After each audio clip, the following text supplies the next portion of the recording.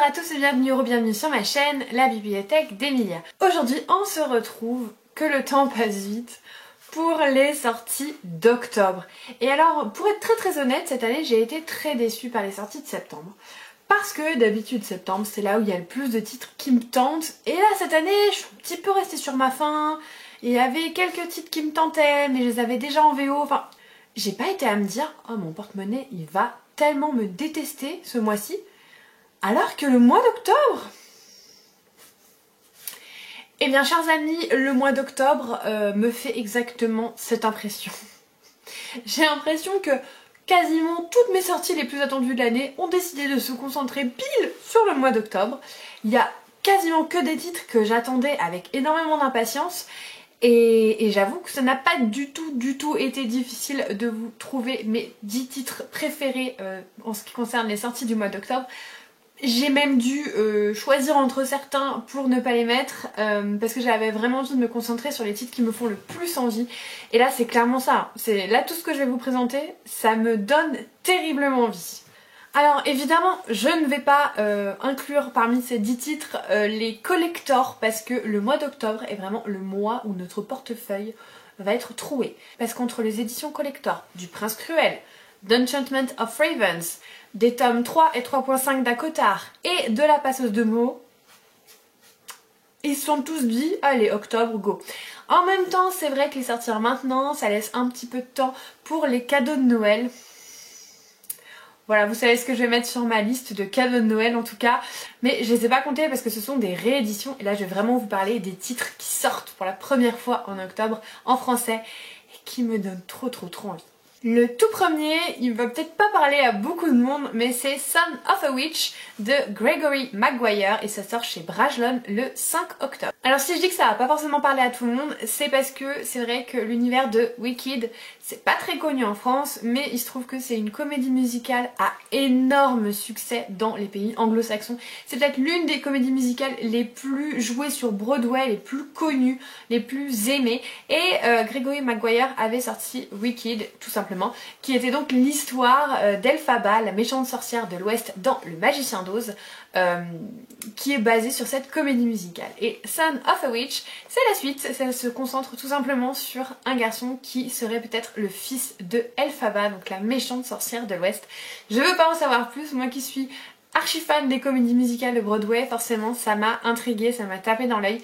Je n'ai pas encore lu Wicked, mais en même temps vu que je connais l'histoire, je suis un peu moins attirée vers le livre vu que je connais l'histoire de A à Z. Alors que là c'est la suite et du coup ça n'a pas été fait en comédie musicale, sachant qu'une adaptation est prévue avec Ariana Grande. Alors ça sort un peu de nulle part ça, mais j'ai lu donc qu'une adaptation a été prévue, donc autant le lire avant que ça sorte au cinéma. Toujours le 5 octobre, et c'est pas terminé croyez-moi, sort chez Casterman Hacks Heaven, donc le cercle des sorcières. Et là on est sur donc une traduction VO d'un livre qui s'appelle Witch Heaven. Je sais pas pourquoi ils ont pas gardé le titre original parce que moi je trouve que c'était beaucoup plus parlant. Mais soit. Dans cette histoire, on est dans les années 1910 et une jeune femme se fait attaquer et sans qu'elle comprenne un petit peu ce qui se passe, elle se retrouve avec un homme à ses pieds et ses ciseaux tout simplement dans sa gorge alors qu'elle ne se rappelle de rien. Alors est-ce que c'est trauma dissociatif? Je ne sais pas. Mais en tout cas elle est vite embarquée par deux infirmières qui l'emmènent dans un sanatorium avant qu'elle soit arrêtée. Sauf qu'en fait une fois arrivée dans le sanatorium elle se rend compte que c'est pas du tout ce qu'elle pensait et en fait elle est dans une école de sorcières. Quand j'ai lu le résumé je me suis arrêtée là. École de sorcières. Je ne veux pas en savoir plus, je n'ai pas envie d'être spoilée sur le surplus du résumé que je pourrais potentiellement lire.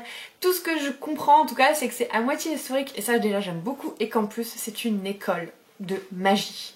Et si vous avez vu ma vidéo que j'ai sortie sur les écoles de magie, vous saurez que c'est un genre que j'apprécie particulièrement, du coup j'étais obligée de le mettre dans ma vidéo des sorties.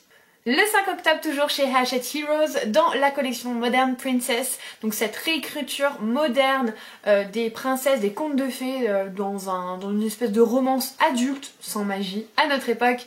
Il s'agit de Entre les lignes de Jasmine Guillory. Dans cette histoire on est tout simplement dans une réécriture de La Belle et la Bête avec une jeune fille, Isabelle, qui travaille dans une maison d'édition et qui a envie... c'est dit hein, dans le résumé, qui rêve d'une autre vie. Alors déjà si vous n'avez pas la chanson qui vous vient en tête, voilà. Et en fait sa patronne va lui indiquer qu'elle a du mal en fait à conclure une certaine un contrat d'édition tout simplement avec un auteur qui a l'air un peu turbulent. Et du coup, Isabelle, elle se dit que elle va aller le voir pour justement le convaincre et que ça va bien se passer. Sauf que sur place, elle retrouve Beau, donc qui est l'auteur qu'elle doit faire signer, qui vit reclus comme une bête, qui fait, qui s'ouvre pas aux autres et elle va essayer de le convaincre et entre eux va se nouer quelque chose, comme dirait le résumé. Qu'hier encore n'existait pas. Si là non plus vous avez pas la chanson, c'est que vous n'êtes pas un fan de La Belle et la Bête. Bref, tout ça pour dire que on est vraiment sur une réécriture moderne. En plus les personnages sont de couleur et ça c'est cool. Et en même temps c'est un peu la ligne directrice de la collection avec, on avait eu le premier tome avec Cendrillon qui était en surpoids. C'est vraiment une collection d'inclusivité par rapport aux réécritures de nos contes préférés dans des romances modernes. Donc forcément j'avais envie de le mettre dans ma liste aussi. Le 6 octobre. Chez De Sexus, l'une de mes sorties les plus hypées, les plus attendues, il s'agit de L'Empire d'un vampire. Voilà, tout simplement. En plus, je vais voir, j'espère, enfin de toute façon je vais tout faire pour, hein, je vais aller à la dédicace de J. Christophe et j'ai beaucoup trop hâte. Parce que J. Christophe, c'est Nevernight, et Nevernight c'est, à part le 3e tome qui a été un peu en dessous, c'est gros coup de cœur, c'est une saga qui me marquera et c'est une saga que je chéris et que j'aime beaucoup.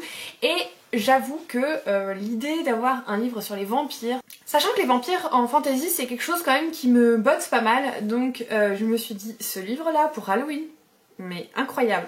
J'ai beaucoup trop hâte de lire, surtout qu'en plus se mêle à la fois du vampire un peu horrifique, gothique, mais aussi des hommes de foi, la religion, et je trouve que le mélange des deux, ça peut faire quelque chose de ultra intéressant. Et donc l'histoire c'est un royaume où les vampires pendant des années, des décennies se sont battus avec les hommes et ont fini par gagner et instaurer les ténèbres sur le monde avec seulement quelques petites touches de lumière qui subsistent et encore pas beaucoup. Et on va suivre un homme de foi, donc un homme du clergé en fait, qui fait partie d'un ordre qui se bat justement contre les créatures du mal. Et lui il est emprisonné par les vampires et qu'il déteste et dont il a voué sa vie à l'anéantissement en fait. Et on nous dit tout simplement qu'il s'est juré de les détruire et qu'il va nous raconter son histoire. Voilà, il m'en faut pas plus, mais j'achète, tout simplement. Donc celui-là, il est précommandé, j'ai vraiment trop hâte de le recevoir, et en plus, il est magnifique. Et J. Christophe, quoi. Changement d'ambiance total, le 11 octobre, chez Charleston, sort Les Filles du Nouveau Monde de Suzanne Desroches, ou Desrochers, je sais pas trop comment le dire. Là, on est vraiment sur un changement d'ambiance, hein, parce qu'on va suivre des jeunes filles à l'époque des colons, en fait, des premiers colons, donc... il y a bien longtemps. Et c'est l'histoire tout simplement de jeunes filles qui travaillent à la Salpêtrière, donc c'est un endroit mi-maison close, mi-orphelinat. Et ces jeunes filles vont être en fait envoyées dans le Nouveau Monde, au Québec, pour épouser les premiers colons, pour pouvoir former tout simplement des colonies. Sauf que Laure, le protagoniste principal qu'on va suivre, elle va se nouer d'amitié avec un Iroquois et qui va lui apprendre toutes les us et coutumes de son clan. Et je pense que ça va être un récit fort en émotion. Et c'est pas un sujet que je vois souvent en littérature, quand bien même ça m'intéresse vachement ces histoires de premiers colons sur les terres aborigènes en fait, et j'espère que la représentation des Iroquois va être bonne et que ça va pas être juste un prétexte en gros, mais je pense que si c'est bien fait ça peut être vraiment super. Donc c'est un titre qui me tente vraiment beaucoup, surtout que j'ai pas souvent vu ce thème en littérature. Le 12 octobre, chez Hachette Imaginaire, sort Le Temps des sorcières d'Alex Key Harrow. Alors moi je l'ai en anglais, c'est Once and Future Witches, et je suis pas encore décidée parce que bizarrement je trouve que la couverture française est vraiment sublime. Alors que la couverture anglaise est jolie, en plus j'ai des Sprayed Edges, mais je suis encore en train de me tâter, est-ce que je le garde en anglais, est-ce que je le revends, est-ce que je l'achète en français, voilà, je suis pas sûre de moi à ce niveau-là, mais en tout cas c'est un thème qui me donnait vachement envie parce que c'est une histoire de sorcière, mais c'est surtout une histoire de droits de la femme, de femmes qui vont se battre pour avoir des droits, pour faire entendre leur voix, et je trouve que c'est des messages qui sont assez forts. On va suivre 3 sœurs qui ont des dons de sorcellerie. Et je me demande s'il n'y a pas un côté sorcière de Salem dans ce livre. J'en sais pas énormément, mais je sais que c'est très féministe. C'est très justement porté sur les droits, sur le progrès, sur l'égalité. Et je pense que ça peut être un roman qui peut être vachement sympa. Et voilà, je sais pas encore ce que je vais faire avec ce roman. Le 13 octobre, encore une sortie que j'attendais avec une impatience telle. Ça sort chez Michel Lafon et ça s'appelle The Atlas Six et c'est écrit par Olivia Blake. Alors pourquoi j'attendais ce livre? Tout simplement parce que c'est de la Dark Academia et que la Dark Academia c'est un genre littéraire que j'adore mais que je trouve n'est pas assez représenté en France. On a très peu de traductions sur les livres de Dark Academia anglais et là ça commence petit à petit à s'y mettre et du coup quand j'ai vu qu'il allait être traduit j'étais vraiment très contente. Au-delà de ça, en ce qui concerne l'histoire, on est sur une académie qui s'appelle Alexandrie qui tous les 10 ans organise des épreuves pour pouvoir choisir 6 magiciens qui seront les 6 magiciens en fait les plus puissants et qui vont apprendre le plus de choses donc pour entrer à l'académie pour pouvoir détenir des pouvoirs faramineux. Et donc il y a à la fois ce côté épreuve que j'aime beaucoup mais surtout école, Dark Academia, voilà, encore et toujours. Et on va suivre donc 6 personnages qui sont très éclectiques, qui n'ont rien à voir les uns avec les autres, qui ont des motivations et des backgrounds complètement différents, mais franchement j'ai tellement hâte de le lire ce livre parce que il a fait un tabac dans la sphère anglophone, sachant qu'en plus quand il a commencé à faire vraiment parler de lui c'était de l'auto-édité, il n'avait même pas encore été corrigé parce qu'il a été repris depuis par une maison d'édition qui a fait des correctifs, donc vraiment j'attendais cette sortie avec énormément d'impatience. Et je suis très étonnée que c'est sorti chez Michel Lafon d'ailleurs, c'est pas trop leur ligne éditoriale mais pourquoi pas. Le 13 octobre chez Lumen sort Monsters of Verity de V.E. Schwab. Si vous êtes là depuis un petit moment sur cette chaîne, vous saurez que V.E. Schwab c'est une autrice que j'aime particulièrement et c'est vrai que ça faisait longtemps que ses vieux travaux n'avaient pas été publiés. On se demandait si Lumen allait le publier un jour et bonheur, il se trouve que ils ont décidé de publier Monsters of Verity. C'est un titre où j'ai essayé de ne pas regarder le résumé parce que Lumen fait des résumés tellement spoilants que j'avais pas du tout envie de regarder le résumé en entier. Je sais que c'est du V.E. Schwab. Je sais qu'on parle d'un monstre qui voudrait être humain et d'une humaine qui voudrait être un monstre, que c'est une ambiance très halloweenesque, du coup à mon avis ça va être vraiment du roman d'ambiance de ce que j'ai pu lire sur les retours en anglais en fait, sur les retours VO de ce livre. J'ai très hâte, c'est du V.E. Schwab, ça me suffit. D'ailleurs, j'oubliais, mais dans les collectors, il y a le collector français de Adi Larue qui va sortir aussi en octobre. Est-ce que je vais le prendre? Je ne sais pas, je ne suis pas encore décidée. J'ai déjà une édition anglaise et une édition française. Je ne sais pas. Mais en même temps, si je la prends pas, est-ce que je vais pas le regretter? Je ne sais pas. Peut-être que je vais la mettre sur ma liste de Noël. On verra. Ensuite, le 19 octobre chez Rajo va sortir Les Sœurs Hollow de Crystal Sutherland. Et là, on est sur du roman gothique. On va suivre Iris, je crois. Iris a 17 ans et elle est très étrange. Tout le monde trouve qu'elle est bizarre. Elle rase un peu les murs pour pas se faire voir parce qu'elle le sait au fond d'elle-même qu'elle est bizarre. Et ses 2 sœurs aînées ont disparu dans des circonstances plus qu'étranges. On n'a jamais vraiment su ce qui leur était arrivé. Sauf qu'un jour, il y a une autre sœur d'Iris qui disparaît. Et là, Iris va être obligée de fuir en fait avec la dernière de ses sœurs qui lui reste pour pouvoir essayer d'échapper au mal qui semble rôder. Et aussi, elle va devoir apparemment embraser son côté obscur. Voilà, j'en sais pas plus, je ne veux pas en savoir plus. Tout ce qui m'importe, c'est que c'est du roman gothique. J'en ai entendu de très bons avis sur la toile. Moi, ça me fait un peu des vibes à Mexicaine gothique, par exemple. Et c'est vrai que c'est des titres que j'aime beaucoup lire dans cette période-là. Donc quand j'ai vu que ça allait sortir, surtout que j'en ai entendu des bonnes choses, je me suis dit...